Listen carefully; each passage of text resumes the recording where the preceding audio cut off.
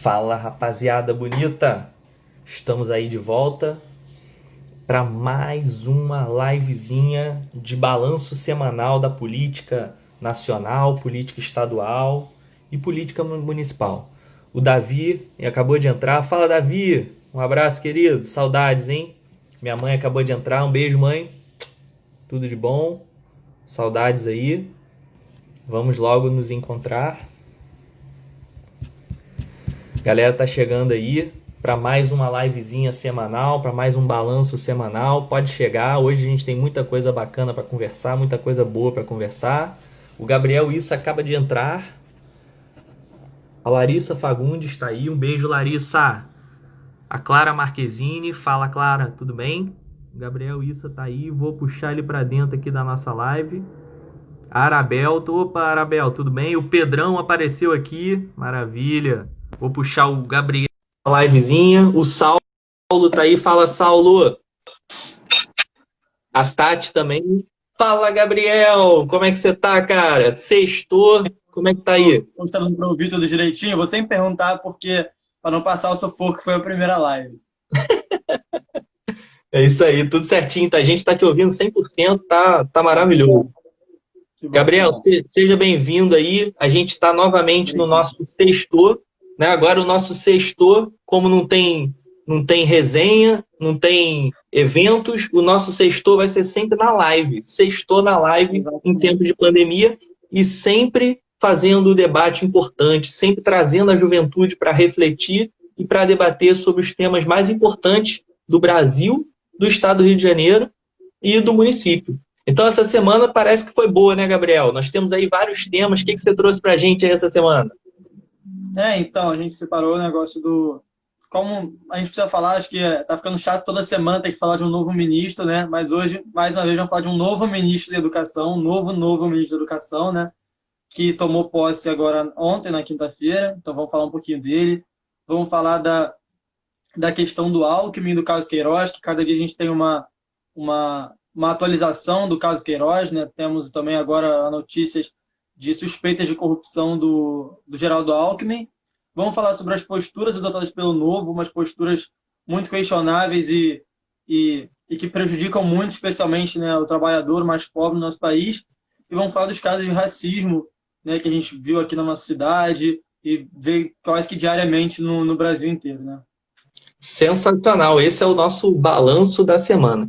Realmente, eu acho, Gabriel, que quando você fizer o Enem, vai ter uma questão do Enem que vai falar assim: vai ser a questão mais difícil da prova, né? Quantos ministros o Bolsonaro teve na educação? Porque ninguém consegue lembrar, foram tantos. E pior, se o cara perguntar o nome deles, ninguém consegue responder, nem o próprio Bolsonaro. Se perguntarem para o Bolsonaro qual o nome dos ministros dele, não vai responder. Ele já teve 4. Nem eu sei de cabeça. Foi o Vélez, o Entraub, o Dacotelli, que na verdade nem assumiu, e o de agora, que eu ainda nem sei o nome dele. Eu nem Eu ia lembro o falar isso nome agora, dele. também não gravei o nome do de agora, vou ver isso aqui. Milton Ribeiro. Milton Ribeiro. Exatamente, o Milton Ribeiro. E o mais impressionante, né? Todos eles têm uma característica em comum. Eles estão na Idade da Pedra ainda. Todos eles têm a cabeça no século passado. Você tem uma ideia, isso? Esse ministro de agora, ele virou e disse o seguinte: que criança, num dos discursos que ele está fazendo, não foi atualmente, né? Bom que se diga que não foi agora. Mas, enfim, eu acho que aquilo que a gente fala durante a vida tem que ser levado em consideração, né? Uma coisa uma pessoa que falou alguma coisa aleatória, outra coisa é um cara que já tem uma certa idade, já tem uma certa experiência e, digamos que já tem a cabeça formada. Ele deu uma declaração dizendo que achava que criança tinha que apanhar e que criança tinha que sentir dor para aprender. Então, o primeiro questionamento que eu faço, tá? Isso é uma coisa antiga. Isso já existiu algum momento da vida em que as pessoas achavam e acreditavam que a pessoa para aprender tinha que sentir dor. Já aconteceu isso. Isso não é uma coisa. Ele tirou isso do passado. Só que hoje em dia, é importante que diga para as pessoas, hoje em dia existem uma série de artigos científicos que dizem exatamente ao contrário. É um absurdo você dizer que a criança, para ela aprender, ela precisa apanhar, que ela precisa sofrer, que ela precisa sentir dor. E digo mais, eu tenho artigos científicos que eu já li que dizem que até o sermão não faz efeito nenhum. Sabe o que é o sermão? É quando você chama o aluno, chama a criança e vai aquela, você está errado, você. Antigamente a gente via isso na escola. Eu fui adolescente na escola, eu fui do ensino médio na década de 90. Na década de 90, quando a turma fazia algo que não estava legal, o professor entrava em sala de aula, dava 10 tapas na mesa e começava a gritar e falar, você está errado, você é isso, você é aquilo, porque eu estou usando palavras aqui, eu estou segurando a onda aqui nas minhas palavras. Mas o professor na década de 90 entrava e falava e gritava isso. Só que hoje em dia é um consenso na educação que até o sermão não faz efeito nenhum. O cara que entra e começa a gritar e fazer escândalo com a turma, tem uma pesquisa, eu esqueci o número exato do tempo, mas tem uma pesquisa que diz que o sermão dá certo em torno de 40 segundos, 1 minuto. Você escuta no primeiro minuto. Agora o cara vai te dar esporro 10 minutos, 9, o aluno já não quer mais saber, a criança ou adolescente já não quer mais saber. Então, o cara me vem, em pleno século XXI, com a ideia de que crianças têm que apanhar para poder aprender alguma coisa, tem que sentir dor. Gente, ninguém tem que sentir dor. Isso é tortura. Sentir dor é tortura. Ninguém tem que sentir dor. Então, olha a cabeça do cara que é ministro. E aí, não sei se você lembra isso, do nosso papo de semana passada, em que a gente falava assim, olha, calma, vamos esperar ele falar primeiro, eu não vou falar mal. Eu disse bem assim na sexta-feira passada, não vou falar mal do ministro.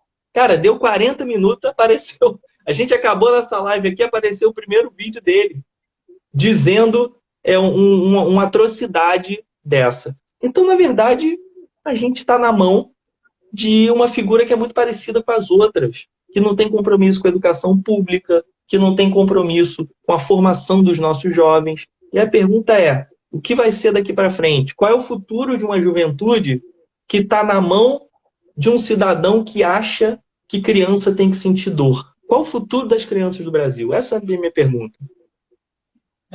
Túlio, eu acho que é muito vergonhoso para um país que tem Paulo Freire, que teve Paulo Freire, né, que consegue ter o Paulo Freire como patrono da nossa educação, né, que fala que não se pode falar em educação sem amor. Hoje tem um ministro que fala justamente o oposto. É, né? Muito vergonhoso, para dizer o mínimo. É, né? Muito triste a gente ter um ministro com uma postura dessa. Né? Aí, ontem, na posse dele, ele falou... Não teve um discurso muito polêmico, como os outros, né, tiveram. Ele falou que é respeitar, que o Estado é laico, graças a Deus, né? Pelo menos isso ele pôde manter um mínimo de senso, mínimo de respeito à Constituição, que é o mínimo que a gente espera de qualquer pessoa que vai assumir um cargo público, né? Então, mostrou compromisso com uma educação pública laica, mas isso não garante muita coisa, né? Isso não garante que ele, com uma declaração dessa dele, não tem como a gente esperar muita coisa boa, né? Com um cara que fala que só com a dor que a gente aprende, não tem como esperar coisa boa. E é isso que eu ia falar. Minha mãe colocou aqui, um beijo pra minha mãe, ela colocou que o desafio da educação é reencantar a prática pedagógica, né? Então, justamente, os professores, né, ele fala para justificar essa questão da dor, da agressividade, da punição como meio de correção, né? Ele justifica que, não, acho que hoje em dia os professores estão perdendo autoridade dentro de sala. Mas a gente quer construir uma educação, né, que seja feita com amor, que seja feita com os alunos encantados com os professores, com as aulas, com vontade de aprender, e não com repressão, com medo, né? Não é essa educação que a gente defende, não é essa educação que a gente quer. Então, e aí, gente, né, agora falando um pouco sobre como está o Brasil hoje, né? A gente estava há um mês quase sem ministro da Educação, né? No momento de uma pandemia, no momento que várias escolas estão tendo problemas de ensino remoto, a gente precisava de uma diretriz, né, de um órgão central estruturado que pudesse ajudar os estados e municípios a organizar uma política, né, nesse momento de pandemia, a pensar como é que vai ser um retorno que a gente espera que demore muito para acontecer, mas uma hora vai acontecer o retorno às aulas e que possa ser planejado da melhor maneira, né? E eu queria ressaltar aqui que ontem a Comissão de Educação da LERJ, né, realizou uma audiência pública, né, presidida pelo Flávio Serafini, e eu tive o prazer de participar, tive o prazer de poder falar, então eu devo estar depois divulgando um pedacinho da minha fala também, contra uma reabertura precipitada, né, que vai colocar em risco a vida. Né? Então, justamente no momento que a gente mais precisava ter um ministro da Educação com uma política estruturada nesse momento de pandemia e no momento do pós-pandemia, entre aspas, que a gente sabe que não vai demorar muito, a gente precisava muito ter um ministro correto, com políticas públicas assertivas nessa questão. Perfeito, isso. Eu vou até mostrar aqui, sua mãe que citou Paulo Freire, vou mostrar aqui a minha, a minha camisa aqui. Na verdade, vocês não vão conseguir ler porque está ao contrário, né?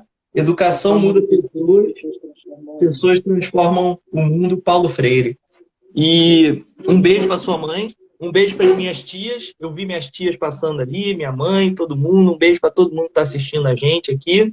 E eu estou vendo agora uma frase da minha tia que ela falou o seguinte: medo não é respeito, exatamente. Né? Você não precisa temer o outro, você não precisa temer o seu professor, o seu diretor, para construir, junto com ele, uma escola que seja saudável para todo mundo. E você tocou num ponto fundamental, isso. E sua mãe também, nos comentários, tocou num ponto fundamental. Escola é amor, escola é carinho. Não é isso? A relação com o professor tem que ser uma relação de carinho, de confiança. O aprendizado, ele ocorre quando você tem ali estabelecido uma relação de amor. Isso também é comprovado cientificamente. Quando você gosta mais do seu professor, você automaticamente consegue aprender um pouco melhor. Você fica mais feliz com aquela ideia de estar ali com ele, de estar no processo. Então, o amor faz parte do processo de aprendizagem. Por isso que não existe mais aquele professor da palmatória. Daqui a pouco eles vão pedir palmatória de novo. Eles vão pedir palmatória de novo. Minha tia está falando, minha outra tia, um beijo, tchauzinha, tia Marília, todo mundo. Infelizmente, podemos esperar pouco dos escolhidos por esse governo. É verdade. A gente não espera mais, eu particularmente não espero mais nada, né? A única coisa que eu espero desse governo é que ele acabe logo. É a única coisa que eu espero. Mas de resto, eu não espero mais absolutamente nada. Issa, o que você tem aí mais pra gente aí de notícia boa? Tá difícil, né? Mas pelo menos notícia. Tá difícil. Tá difícil. Vamos falar do caso Queiroz, das novas atualizações, que a gente diariamente, infelizmente, tem novas atualizações, né? Demonstrando para as pessoas que não conseguem ainda enxergar uma relação clara da família Bolsonaro com a milícia, com Queiroz, enfim.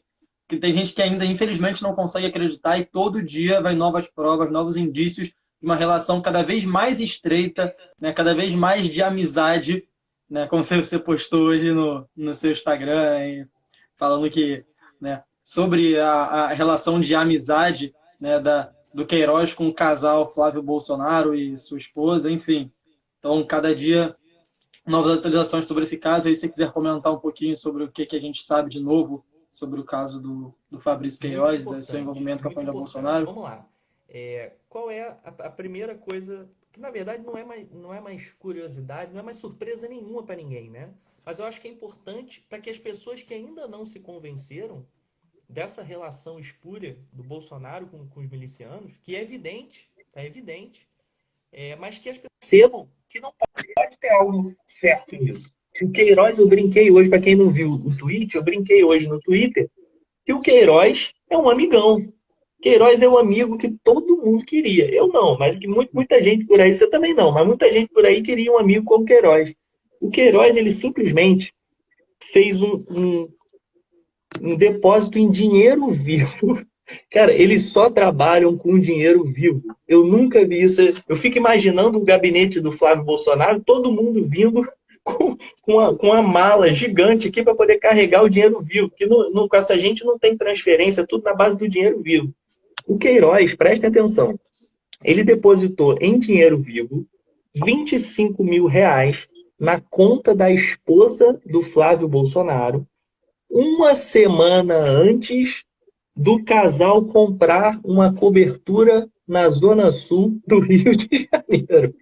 Rapaz, que amizade bacana é essa? Ele deve ter ligado e falado: ô, Queiroz, eu vou comprar, estou a fim de comprar uma cobertura. O Queiroz, meu amigo, vamos lá, eu te ajudo aqui com 25 mil. Gente, então isso é um escândalo. Isso é um escândalo. Por muito menos o presidente da República já caiu. Então é escandaloso. a relação entre milícia, a família Bolsonaro é uma relação escandalosa. E não existe isso de Flávio Bolsonaro. Não existe isso de Flávio Bolsonaro. O chefe de todo mundo que está ali é um só. Ele se chama Jair Messias Bolsonaro. Jair Messias é o chefe. E é lógico, o Bolsonaro está desde a década de 90 comandando esse esquema.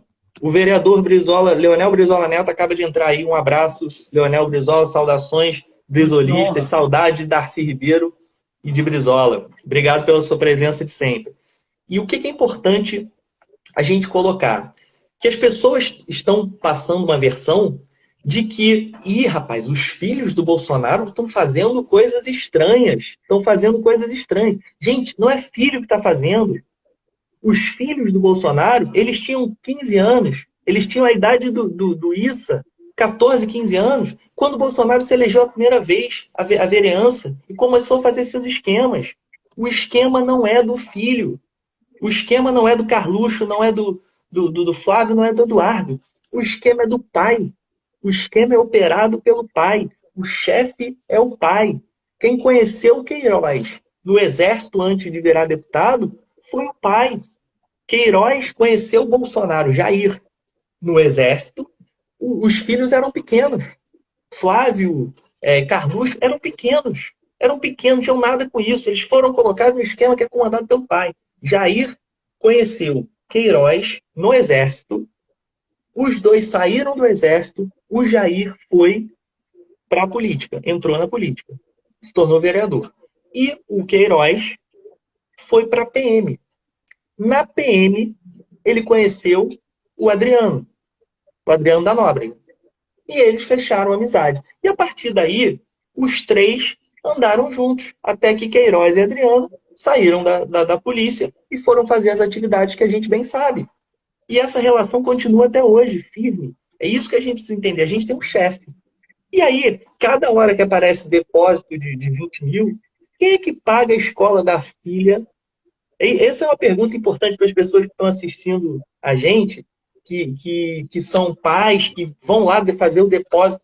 Eu quero saber quem é que paga a escola dos filhos em dinheiro vivo. Quem é que faz tudo em dinheiro vivo hoje em dia? Eu não conheço. Eu não conheço, queria entender. Eu vim pagar a escola da minha filha aqui com a mala aqui de dinheiro. Paga antecipado. Eu vim pagar antecipado a escola da minha filha, eu vou pagar o ano inteiro aqui, cheio com a mala, cheio de dinheiro. Gente, isso é falcatrua. Então, nós temos um líder dos esquemas. E esse líder se chama Jair Messias Bolsonaro. Isso tem que ficar claro para todo mundo. Túlio, eu queria comentar também, além disso tudo, a relação, como foi conduzido pela justiça agora, nesses últimos dias, a questão da mulher dele, né? A mulher do Fabrício Queiroz, ela já tem vários indícios que ela está completamente envolvida, ela não é simplesmente uma pessoa que sabia. Não, ela estava realmente envolvida em todos os esquemas da família Bolsonaro com o Fabrício Queiroz. E aí, eu acho que é uma coisa que eu nunca vi na vida, eu até acho que entrou o Guido aqui, ele pode também comentar disso. A prisão domiciliar foi concedida para ela, o habeas corpus, ela respondeu o processo e continuar ficar em prisão domiciliar, ela estava foragida. Eu nunca vi isso na minha vida, sabe? Eu fiz uma pesquisa assim, 95% das decisões judiciais barram isso. Né? De 66, eu acho que 3 decisões judiciais permitiram isso. Então isso é um escândalo, isso é um absurdo, uma tentativa de blindar, né, essa família, de permitir que criminosos, né, fiquem em casa. Isso é um absurdo quando a gente vê pessoas portando quantidade mínima de maconha, por exemplo, sendo presas e morrendo por Covid nas prisões, superlotadas, sem garantia de direitos humanos nenhum na prisão. E a gente vê uma criminosa, né, ela e o seu esposo, gozando de uma prisão domiciliar. Né? Estando foragida, isso realmente me assustou muito. E a gente vê que por muito menos, tendo-se o ex-presidente Lula, né, por exemplo, ele não se recusou em momento nenhum a prestar depoimento e aconteceu uma condição coercitiva absurda, midiática. Né? Então, a gente tem que perceber como essa nossa justiça, infelizmente, é parcial. Está servindo para blindar essa família Bolsonaro, blindar todos que estão envolvidos nos esquemas de corrupção que já estão escancarados. Né? Quem apoiou o Bolsonaro com essa ideia de defesa de ser contra a corrupção, espero que já esteja se arrependendo, porque a gente está vendo, né, a corrupção explícita no governo de Jair Bolsonaro e na sua família. Né? Então, infelizmente, a gente tem uma justiça que realmente, cada dia que passa, ela se demonstra mais parcial possível. É muito deprimente isso. Perfeito, isso, é perfeito.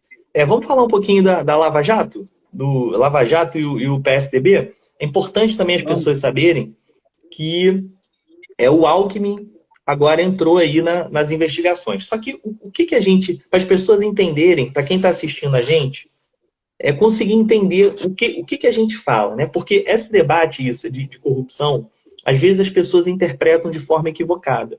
E as pessoas acham que a gente não gosta de combate à corrupção. Não, a gente gosta de combate à corrupção. A gente quer o combate à corrupção. A gente quer acabar com a corrupção ou pelo menos diminuir. A gente quer muito.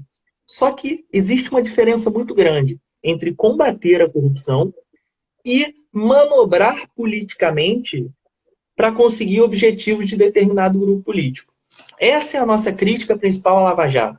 A crítica principal à Lava Jato é o seguinte: eles vendem que eles estão mudando o Brasil e eles dizem que quando você conversa com alguém que é apoiador da Lava Jato, eles falam assim, ó, antes da Lava Jato e depois da Lava Jato. Porque eles acham que a Lava Jato é um marco contra a corrupção no país. Agora, eu pergunto para você que está me assistindo, qual foi o legado da Lava Jato no país? Só queria que alguém me respondesse isso. Legado da Lava Jato. A Lava Jato já está durando um certo tempo. Qual foi o legado? Nós acabamos com a corrupção no país? Tem algum indício de que a corrupção no país diminuiu? Nós temos governantes, alguém na presidência da República que seja idôneo? Então a gente precisa, para entender o processo da Lava Jato, é sempre bom a gente fazer paralelo. A Operação Mãos Limpas na Itália, ela foi uma operação muito semelhante à Lava Jato. E essa operação também dizia que Operação Mãos Limpas, nós vamos limpar a Itália. E aí, perseguiram, fizeram, mandaram o estilo Moro, faz um vídeo, juiz vira estrela. Gente, botem uma coisa na cabeça de vocês. Quando o juiz vira estrela, alguma coisa errada tem. Alguma coisa errada tem. E aí eu faço um paralelo muito simples aqui. Vamos falar de futebol. Você já viu uma partida de futebol Fla-Flu aparecer na capa depois do Fla-Flu de domingo? Na segunda aparece o juiz na capa? O juiz não pode ser estrela do Fla-Flu. A estrela tem que ser o jogador. Com o técnico de um dos times, né? Exatamente. Abraçado com o técnico de um dos times. Pois é. Time vencedor. Exatamente. Ou isso, o seu áudio acho que está um pouco baixo. Eu não sei se sou eu que estou ouvindo mal ou se o seu áudio está um pouco baixo. Deixa eu tentar. Mas, enfim, seguindo o raciocínio, pode ser o meu celular também que não esteja pegando bem. Seguindo o raciocínio, então, qual é a questão? Voltando lá na Itália, na questão da Itália. A Operação Mãos Limpas, ela teve como resultado, é isso que as pessoas precisam entender. Essa dramatização toda contra a corrupção teve como resultado nada mais, nada menos do que a eleição de Silvio Berlusconi, que era um dirigente de futebol. Você nem deve conhecer isso, você era muito novo na época. Era um dirigente de futebol extremamente corrupto e pedófilo. Ele fazia festa com meninas de 13, 14 anos. Isso é um escândalo. Esse foi o resultado da Operação Mãos Limpas. E aí, sabe qual foi o resultado da Lava Jato no Brasil? Nós temos um presidente que tem ligações com a milícia, com matadores de aluguel, com Adriano da Nóbrega, com Queiroz, que fazem depósitos em dinheiro vivo nas contas dos familiares do presidente. Então, o resultado prático da Operação Mãos Limpas na Itália é muito semelhante ao resultado prático da Lava Jato aqui no Brasil. Então, o que a gente precisa? A gente precisa de combate à corrupção. Mas esse combate à corrupção não pode ser seletivo. Ele não pode escolher um lado e liberar o outro. E para fechar minha fala, eu vou dar um exemplo prático aqui. O Alckmin entrou na Lava Jato, assim, que evidentemente, né, que a imprensa noticiou o Alckmin na Lava Jato. Todo mundo sabe dos esquemas do Alckmin em São Paulo, do PSDB em São Paulo, do PSDB em Minas. Ontem me aparece o nome do Alckmin na Lava Jato. Sabe de quando é? De quando os crimes que ele está sendo acusado Sabe qual é a data dos crimes? 2010 e 2014. Ele está sendo acusado de Caixa 2, lavagem de dinheiro e corrupção de 2010. Ele foi candidato a governador em 2010, a 2014 e candidato a presidente da República em 2018. Nós demoramos 10 anos. A Lava Jato demorou 10 anos para botar o Alckmin, colocar o Alckmin no jogo. Isso não é seletividade? Isso pode ser considerado normal? Tratamento diferente da operação?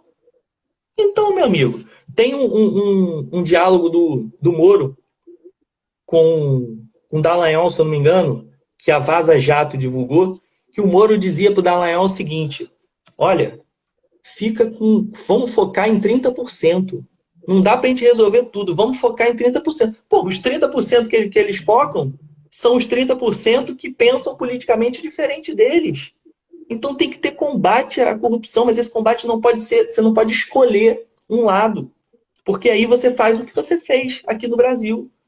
Você tira o PT da disputa, tira o candidato principal do PT da disputa e libera todos os outros.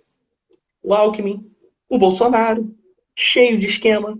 Inclusive antes da eleição se sabia dos esquemas do Flávio Bolsonaro. E os dois foram liberados e deu no que deu. Temos um presidente facínora, temos um presidente que ama a tortura, que tem ligação com o miliciano e que é corrupto. Então, a pergunta que tem que ser feita é, para todo mundo que gosta da Lava Jato e que apoia a Lava Jato, qual é o legado que a Lava Jato deixou no Brasil? Essa é a pergunta que tem que ser respondida. Túlio, eu acho que o legado principal da Lava Jato no Brasil foi eleição de Jair Bolsonaro e destruição de grande parte das empresas brasileiras, né? Eu acho que, principalmente, esses dois pontos a gente pode considerar legados da Lava Jato, né? Agora mandando um beijo aqui para o Pedro Mara, que entrou, para dar um sorriso. Bom, e aí eu acho que a Lava Jato ela foi uma manobra muito bem feita da elite para conseguir esse processo de destruição das empresas brasileiras de eleição do Jair Bolsonaro, né? Eles colocando essa carapuça de combate à corrupção, que é uma coisa que realmente tem que ser feita, mas de maneira alguma da maneira que foi feita.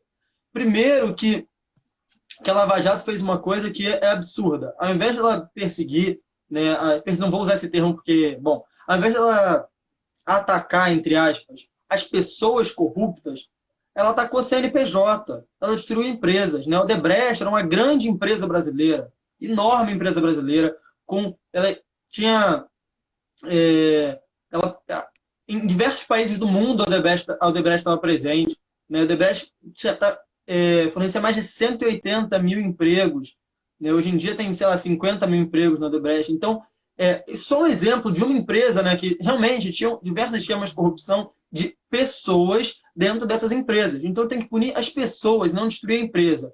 E aí, com esse processo de destruição das empresas e com a eleição de Jair Bolsonaro, promove uma entrada de quem? De estrangeiros, de investidores, de empresas estrangeiras no país. E aí, quando a gente denuncia esse entreguismo dessa elite brasileira atual, do Jair Bolsonaro, desse projeto neoliberal do Guedes, quando a gente denuncia esse entreguismo, não é puro achismo da nossa cabeça, né? E teve bases muito sólidas para isso, né? A Lava Jato propiciou muito esse entreguismo que a gente está vivendo hoje, né? Essa entrada de empresas estrangeiras, especialmente norte-americanas, aí vai entrar no outro ponto da Lava Jato, especialmente empresas norte-americanas no Brasil. E essas empresas norte-americanas, né, quando a gente vê uma ligação forte, né, do Dallagnol, do Moro, com os Estados Unidos, né, a gente percebe que isso tudo é um projeto muito bem arquitetado, né, de entrega do nosso patrimônio, né, da nossa soberania nacional para os Estados Unidos e para outros países que queiram investir, mas especialmente nos Estados Unidos, né? Então, quando a gente pega, né, e além disso, e juntamente com essa instituição das empresas, como você falou, a perseguição excessiva, que mesmo nós dois não somos do PT, né, mas a gente reconhece que atualmente o PT e o Lula é a maior figura da esquerda brasileira. Isso é inevitável, isso a gente tem que reconhecer. E era o principal candidato contra o Jair Bolsonaro. Poderia deter esse projeto que hoje a gente vê, o desastre que está sendo esse projeto do Jair Bolsonaro, presidente da República. né? Então foi um plano muito bem arquitetado, juntamente com essa destruição das empresas, para tirar o principal candidato opositor das eleições. E aí conseguiu muito bem na eleição do Bolsonaro a destruição das empresas, e agora a gente está vendo as empresas brasileiras sendo vendidas a preço de banana para empresas estrangeiras, especialmente norte-americanas, né? Então, esse legado, eu acho que foi que a Lava Jato deixou. Uma perseguição política, né, que demonstrou motivação política para diversas operações da Lava Jato, e juntamente com a destruição das empresas que gerou a eleição do Jair Bolsonaro e completa destruição da nossa soberania nacional. Acho que esse foi o legado da Lava Jato. Sensacional isso, é brilhante.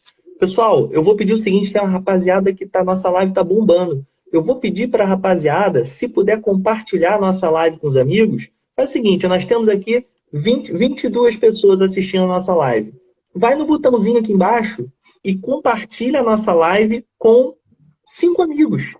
Faz isso só. Compartilha a nossa live com 5 amigos. Tá? Os amigos que você acha que vão gostar de conversar com a gente. E faz pergunta também, galera. Tô gostando de ver. Vamos que vamos. Deixa eu mandar um beijo pra minha avó, que ela entrou aqui. Eu consegui, à distância com ela, organizar o Instagram para ela. Ela conseguiu entrar, então tô muito feliz da minha avó estar conseguindo aqui assistir a live. Mandar um beijo para ela. E aí a gente continua aí conversando. Como é que é o nome dela? Ana da Conceição, eu acho que tá o nome. Ana, um beijo. Tudo de bom. Valeu aí por você estar na nossa live, hein? Bacana, ó. Chegamos a 26 pessoas, isso? 26, vamos chegar a 30. Continua convidando que nós vamos chegar a 30. Isso, só para terminar o que você falou, para botar cereja no bolo que você construiu aí, eu vou citar um exemplo do que houve na Coreia do Sul. A empresa Samsung, todo mundo conhece, né? Se der uma olhada no teu celular aí, você vai entender e perceber o que é a empresa Samsung. Uma das maiores empresas, né, de telecomunicações do mundo, teve um escândalo de corrupção envolvendo lá um funcionário. Imediatamente, a empresa, a mídia coreana, virou e falou assim, ó, temos um caso de corrupção aqui que tem uma pessoa envolvida. Pegaram esse cara, colocaram esse cara na cadeia e não se falou mais em corrupção na Samsung. Mas qual é a ideia? A Samsung é um patrimônio da Coreia do Sul. A Samsung é uma das maiores empresas do mundo. Como é que você pode fazer uma campanha, a própria mídia da Coreia do Sul fazer uma campanha dizendo que a Samsung é um fracasso, que a Samsung é um símbolo de corrupção, como foi feito aqui no Brasil? É um absurdo, é um absurdo. A Petrobras é uma empresa gigante. A Petrobras é nossa, jamais a mídia poderia ter feito isso com a Petrobras e com as outras empresas de engenharia brasileira. Temos que resolver o problema da corrupção? Temos. Mas nós temos que respeitar as nossas empresas. E a corrupção, você bem comentou, é alguém que está lá, um cara. Quem está milionário nessa história são os diretores. Tem 4 diretores da Petrobras que estão multibilionários, que fizeram todos os esquemas possíveis. Esses caras têm que estar na cadeia. Agora, a Petrobras ninguém mete a mão. A Odebrecht ninguém mete a mão. Então a gente tem que aprender a diferenciar as coisas. O que é uma empresa que tem que ser salva e o que é a corrupção de pessoas, porque pessoas vão ser corruptas em muitos lugares, infelizmente. Se não tiver essa diferença, a gente cai no erro que a gente acabou de conversar. Isso. O nosso novo papo, gostou do trocadilho, né? O nosso novo tópico aqui é sobre o Partido Novo, que eu acho que é muito importante, principalmente para a gente conversar com a juventude. Porque a juventude escuta as propostas do Partido Novo e ela entende que faz sentido. E eu vou dar um exemplo claro de uma que eu sempre falo isso e que eu acho que é sensacional para a gente explicar isso para as pessoas. A turma do Partido Novo fala assim, olha, o nosso partido é diferente. Nós queremos cortar gastos. E aí, eu sempre digo para o militante do Partido Novo, tá? A Marina acabou de entrar, a Marina que fez aniversário, parabéns, Marina! Vamos que vamos! E eu sempre digo para os amigos, para o militante do Partido Novo, que vem conversar comigo, que vem trocar ideia comigo, eu sempre digo o seguinte para eles, olha, existem maneiras de você cortar gastos, maneiras diferentes de cortar gastos. Se o Partido Novo quer cortar cargo comissionado, auxílios exagerados na Câmara, auxílio paletó, auxílio moradia e qualquer coisa que for a mais de um deputado ou de um juiz, por exemplo, nós somos a favor. Eu quero que corte, sim, esses custos. Tem que cortar e nós votamos juntos com eles. Se a proposta for essa, a gente vota junto com eles.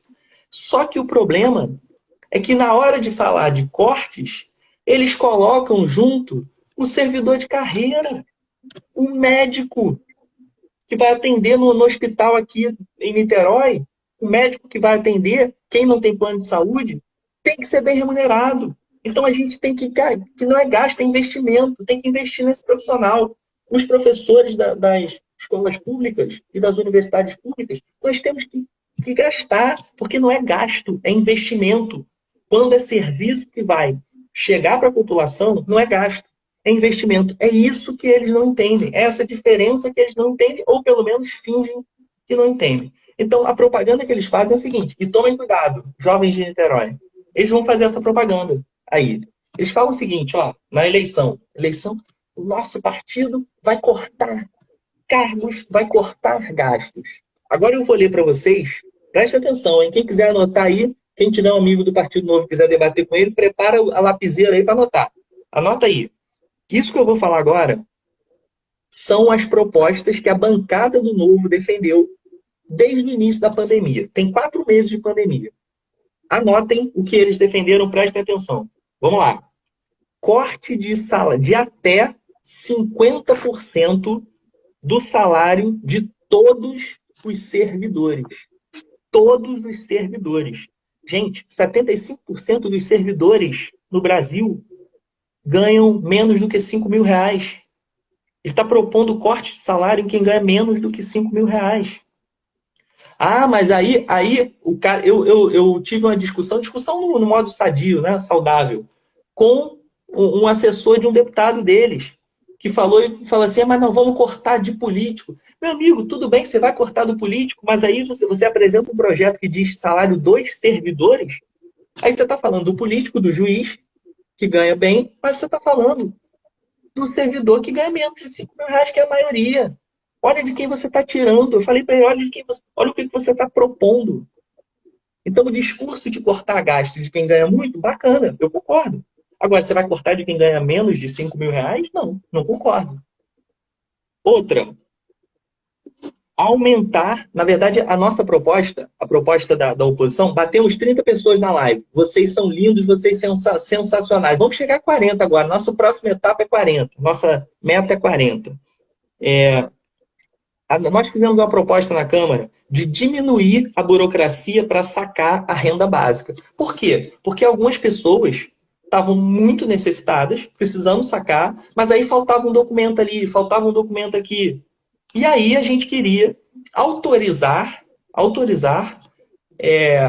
para que as pessoas não precisassem de tantos documentos. A gente queria diminuir a burocracia porque as pessoas estão morrendo de fome. O Partido Novo foi contra. Foi um dos únicos que foi contra. Outra, prepara. Nós queríamos a proibição de colocar pessoas no Serasa durante a pandemia. Como é que você vai, durante uma pandemia, as pessoas estão morrendo de fome, as pessoas estão sem receber salário? E aí,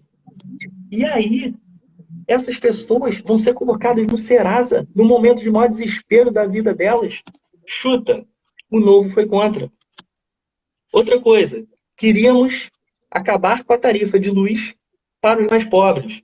O Novo foi contra. A lei Aldir Blanc, para salvar os profissionais da cultura.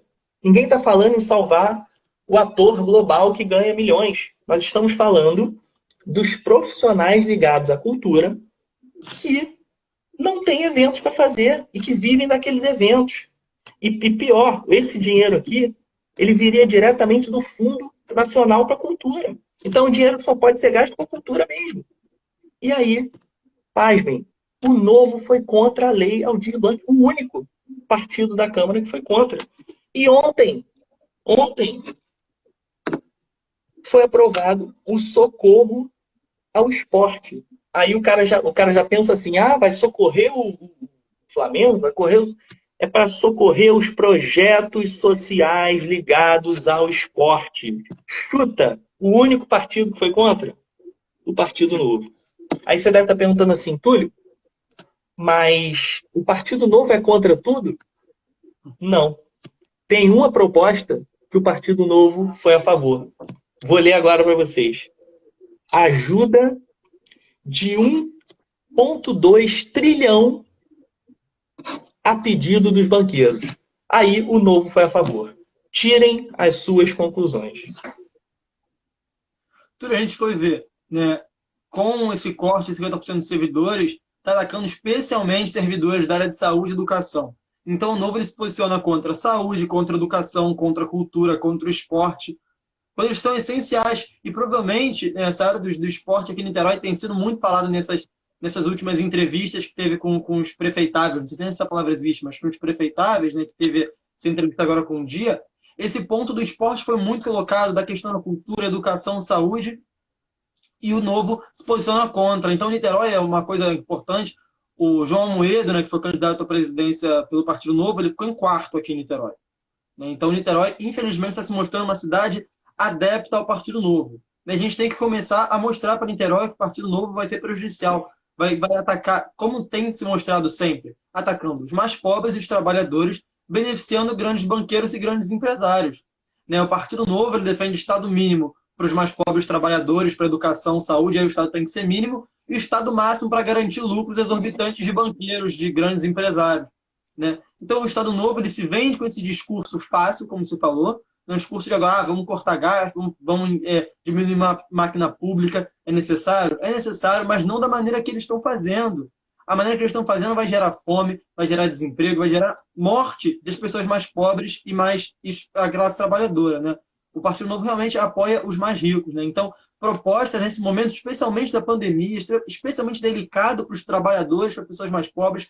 Qual é a proposta que o Novo apresentou para salvar pequenas e microempresas? Eu não vi nenhuma proposta do Novo apresentando nesse sentido. Agora, para votar, para ajudar com 1 trilhão, com mais de 1 trilhão para ajudar os bancos, eles votam a favor. Então, realmente o Novo vem com esse discurso muito fácil, mas que se você for olhar, se você for esmiuçar o discurso e as práticas, especialmente as práticas do Novo, são contra a classe trabalhadora e contra os mais pobres. É perfeito isso. A gente costuma dizer que o Novo é o PSL personalité. E o João Amoedo é o Bolsonaro de sapatênis. Impressionante, né? E aí, falando dessa questão do Novo com o PSL, que era onde eu ia entrar, até o final de 2019, o Novo votou junto com o governo em 90% das propostas apresentadas pelo governo. O Novo estava lá sustentando o governo Bolsonaro. O Novo ele tem um ministro do Partido Novo, que é o Ricardo Salles, com certeza um dos ministros mais desastrosos, uma das pastas mais desastrosas do governo Bolsonaro. A pasta que é constantemente... O Ricardo Salles tem sido constantemente atacado por todos os lados, por ONGs que defendem a Amazônia, por ONGs que defendem o meio ambiente, inclusive por investidores estrangeiros que estão deixando de investir no Brasil por causa dessa política desastrosa de meio ambiente do Ricardo Salles, do Partido Novo. É absurdo o Partido Novo, o apoio que eles dão ao governo de Jair Bolsonaro, que é o pior governo da história. O pior presidente da história, o pior presidente nesse momento da pandemia, como o Felipe Neto falou nesses dias, para a entrevista que ele deu para o New York Times. Então, a gente tem que entender que, como você falou, o Novo é o PSL de sapatênis. As pessoas que vão votar no Novo pensando, não, eu votei no Bolsonaro, mas eu queria votar no Novo, agora eu vou apostar no Novo. É a mesma coisa. Talvez o Bolsonaro ele tenha um discurso mais aberto, mais agressivo, mas as práticas, a política neoliberal é a mesma. A política de desmonte das instituições, a política de diminuição de investimento, não gasto na saúde e educação é a mesma. Essa política ultra neoliberal que eles defendem é a mesma, que vai gerar cada vez mais pobreza, cada vez mais desigualdade, cada vez mais lucro para os grandes banqueiros e grandes empresários. Sensacional isso, perfeito. Vou conversar com a galera aqui e pedir para vocês chamarem os amigos de vocês. Nós temos 35 pessoas na nossa live ao vivo, pessoal.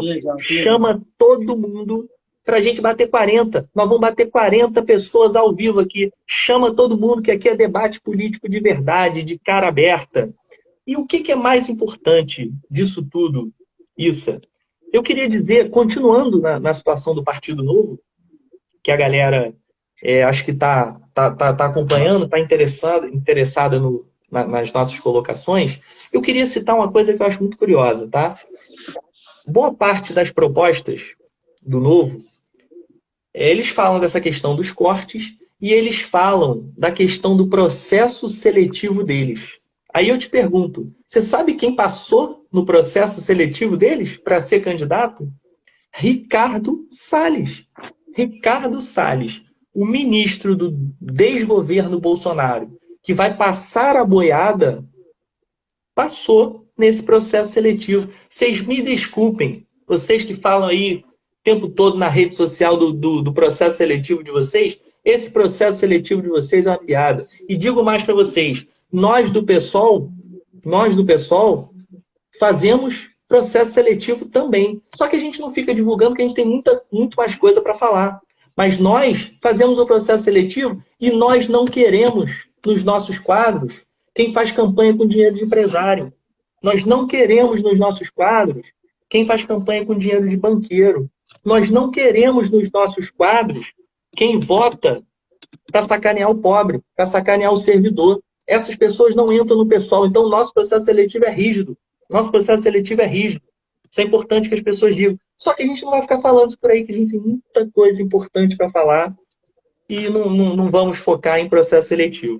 E só para complementar, que eu acho importante, porque a gente tem uma eleição aqui em Niterói, é importante dizer que o Novo é o PSL personalité, que o Bolsonaro, que o João Moedo é o Bolsonaro de sapatênis, e que a Juliana Benício, daqui de Niterói, é o Jordi de saias. É importante que a gente diga isso.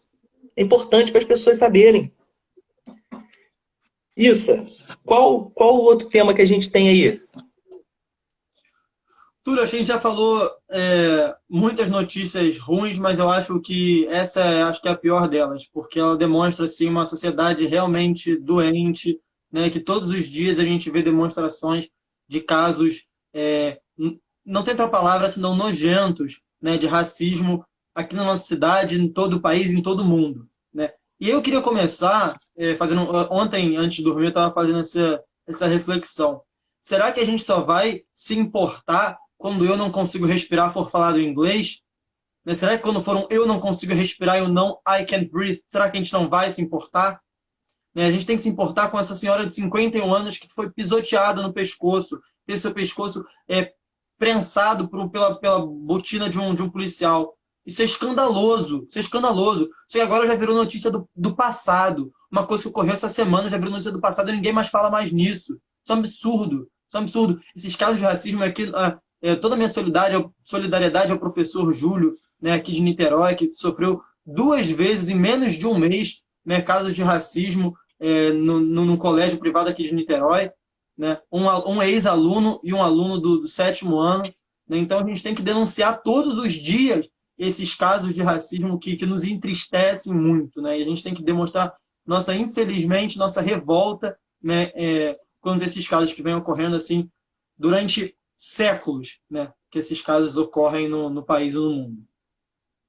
Perfeito, isso. Você tem muita razão. É muito triste para um estudante, para um professor, saber que ainda nos tempos atuais a gente tem que conviver com situações desse tipo. Então, a situação do Júnior, para quem não acompanhou e para quem não sabe, ele sofreu uma ofensa racista numa aula online de um aluno do 7º ano, se eu não me engano.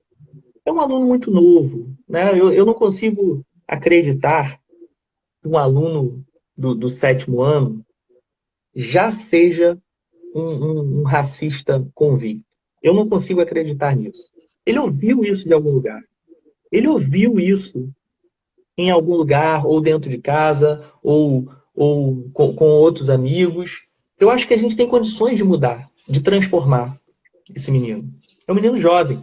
E eu acredito que, de maneira correta, o professor não levou o caso adiante. O professor usou a situação para fazer um debate sobre o assunto, que é o que tem que ser feito. Mas aí, um mês depois, me vem um aluno mais velho, que aí eu já acho que com 17 anos, 18 anos, que na verdade era um ex-aluno, e me faz um vídeo na internet usando palavras que são muito tristes. Eu nem quero repetir as palavras. Eu coloquei as palavras no Twitter, mas eu não consigo repetir isso. E é muito triste. Imediatamente a gente saiu em defesa do professor, conseguimos mobilizar, conseguimos fazer a cidade abraçar o Júnior. O Júnior chegou a dar uma entrevista no Globo, foi muito bacana. E a partir disso, eu acho que o nosso maior ganho nessa história toda é porque a partir disso, o Júnior vai coordenar um projeto no Abel, que é onde ele dá aula, para debater o racismo. Eu acho que esse foi o nosso grande ganho. E não adianta, pessoal. Não adianta porque a solução para a gente acabar com o racismo é fazer esse debate dentro da sala de aula. Muitas pessoas, inclusive a direita, diz que não tem que ter conversa nem debate em sala de aula. Que sala de aula é lugar para transmissão de conteúdo. Isso é uma mentira. Isso é uma mentira. Eles não entendem de educação. Educação é amor, afeto. Educação é olho no olho. Educação é diálogo. Educação é conversa. O que a gente tem que ter é debate. É debater racismo em sala de aula. É debater LGBTQI+, fobia em sala de aula. É debater machismo em sala de aula. E a gente tem sim que discutir por que quando você tem um filho e uma filha, por que termina o almoço de domingo, o filho vai ver futebol e a filha vai lavar a louça. Nós temos que discutir isso. Temos que discutir sim. E não adianta, pessoal. A transformação só vem com a educação que tem que ser. Eu não me canso de repetir isso. Eu não me canso de repetir isso. A educação em que eu acredito, ela é plural, democrática, libertadora. Ela ensina a criança não só matemática, física, geografia, história, mas ela ensina a pensar de forma crítica. Ela ensina a combater o machismo, o racismo, a LGBTQI+, fobia. E mais, a educação que eu acredito, ela é antifascista.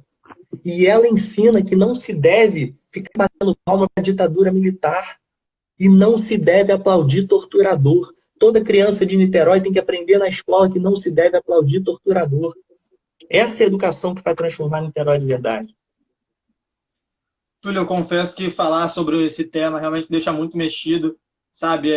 No dia que eu vi mais essa notícia de uma senhora de 51 anos, negra, né, sendo abordada com tanta violência por um policial, eu realmente fiquei mal o dia inteiro, não consegui comer direito. Então, estar falando isso aqui hoje realmente mexe muito comigo.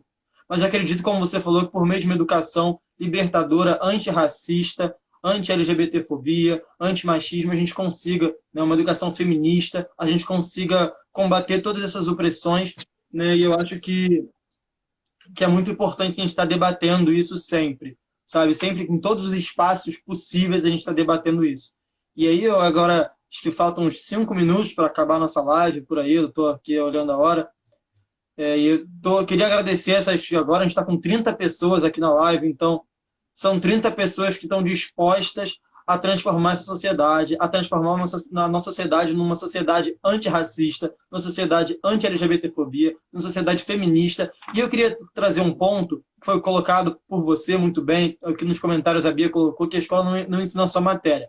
Mas no plano de governo do Jair Bolsonaro, no plano de governo da educação do Jair Bolsonaro, está escrito lá: vamos focar em matemática, português e ciências, combater educação sexual e combater o que eles chamam de doutrinação. Né? O que eles chamam de doutrinação, a gente chama de debate, a gente chama de diálogo, a gente chama de discutir temas importantes que vão promover essa transformação na sociedade. Eles, inclusive, quando a gente tem um ministro como o Abraham Weintraub, eles promovem uma doutrinação ideológica de direita, de extrema direita, uma educação racista, uma educação LGBTfóbica, uma educação machista. Essa educação que eles defendem. A gente, como você falou, a gente defende uma educação plural que discuta todos esses temas, né? E que, principalmente, a gente consiga, por meio dessa educação, transformar a sociedade. Perfeito isso. O que eles chamam de doutrinação, a gente chama de pensamento crítico. Quando eles dizem que a universidade, que a escola e o professor faz doutrinação, o que, na verdade, acontece é que o professor, a aula em si, a matéria, a escola, a universidade, ela estimula no aluno o pensamento crítico. E é justamente isso que incomoda a eles. Issa, eu acho que nós já estamos na hora de finalizar. E eu queria, antes de finalizar, agradecer a todos que estão aqui. A gente não consegue, no meio do raciocínio aqui, na hora de falar, a gente não consegue agradecer a todo mundo. Mas eu queria de coração mandar um super beijo para todos que participam e pedir desculpa se eu não conseguir citar o nome de alguém, porque vai passando muito rápido e eu estou aqui anotando o que o Issa está falando para responder. Então peço desculpas caso não tenha citado alguém, mas vocês são maravilhosos e eu faço um convite a vocês. Toda semana, toda sexta-feira, a gente está fazendo o balanço da política nacional, estadual e municipal. O meu convite é o seguinte: chamem os amigos de vocês. Nós temos aqui 30 pessoas na nossa live. Se cada um convidar 5 pessoas, as 5 pessoas que vocês acham que mais curtiriam. E uma coisa importante, gente, não precisa ser só gente para concordar, não. Pode chamar gente para discordar também, porque a discordância, ela é saudável. A discordância de forma saudável, ela enriquece a democracia.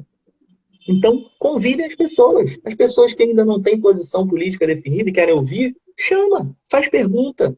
E com isso a gente vai ter cada vez mais pessoas debatendo política. Essa é a nossa ideia. Esse é o nosso objetivo. Então tá feito o convite, semana que vem, 7h30, mais um balanço da semana com Gabriel Issa e com vocês. Beleza, gente? Issa, se despede da rapaziada aí. Queria agradecer também a todo mundo que assistiu, porque realmente dá um conforto muito grande no coração saber que tem 30 pessoas aqui com a gente nessa live, querendo discutir, querendo conversar sobre a política no país, né? Que por a gente estar vivendo um período que cada vez as pessoas têm se mostrado com discurso antipolítica, com discurso de que não deve se debater política, justamente o contrário. Se a gente quer transformar isso, a gente tem que cada vez debater mais, discutir mais, cada vez com espaços como esse que a gente está aqui fazendo hoje. Diversas pessoas estão usando a pandemia, né, fazendo lives e promovendo uma democratização do conhecimento, das informações, né? Então é muito legal que a gente esteja participando. Então eu queria realmente, de coração, agradecer a todo mundo que está aqui hoje participando, está aqui assistindo, enfim. E como o Túlio falou, o convite está feito já para a semana que vem, para as outras semanas que a gente vai estar fazendo esse balanço geral aí com as notícias do país, do estado e da cidade. Show! Gente, beijo, sextou. Sextou pra valer. Minha sogra apareceu ali, um beijo, sogrinha. Valeu. Sextou, gente. Vamos que vamos. Beijão. Um beijo, gente.